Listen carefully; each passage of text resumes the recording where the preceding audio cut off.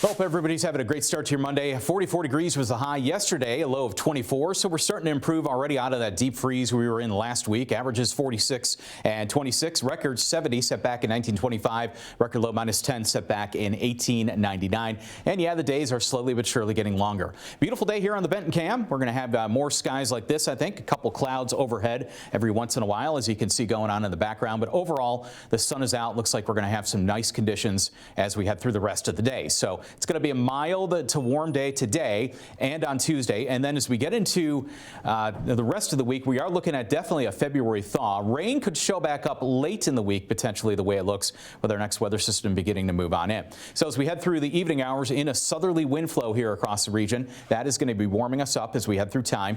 And then by Tuesday, 7 a.m., again, maybe some low clouds that drift into the region on those south winds. But overall, I don't think it's going to amount to much. Could be a couple sprinkles, far reaches, southern reaches of the viewing area, with a cold front that's going to be drifting in as we head into Tuesday afternoon and Tuesday evening.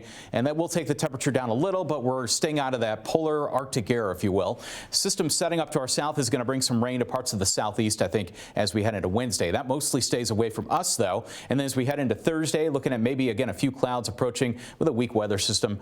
Overall, it's a pretty quiet week, though. The winds, they're going to be a little gusty at times as we have a couple different weather systems moving on by. 15 to 20 mile per hour wind gusts. You can almost pick out the cold front. There it is at 8 a.m. on Tuesday, starting to move down into the region, and that'll start to send our winds more to the north, I think, as we head through the latter part of Tuesday and into Tuesday night. Still could have some gusts, maybe 15 to 20 miles an hour, first from the south and then down from the north as we head into Tuesday night and Wednesday as we see that cooler air move in. The one thing we do not have to worry about, the way it looks, is any measurable snowfall. In fact, looks like we're going to be kind of nil in the snow department. Now, the European model says we could have a little light snow maybe by the end of the week, but I think it's going to be rain. It's going to be way too warm for that. And the GFS model says, yes, we could have some rain as well as we head towards the end of the week. Could be some heavier rain going on to our south, perhaps. High temperatures today, look at this. How about close to 60 degrees in a lot of places? And then tonight, really not too bad for a night in the middle of wintertime. Lows mostly around 40 degrees, staying above freezing all locations. What a beautiful Tuesday coming up. This is probably the warmest day of the week. 67 Paducah.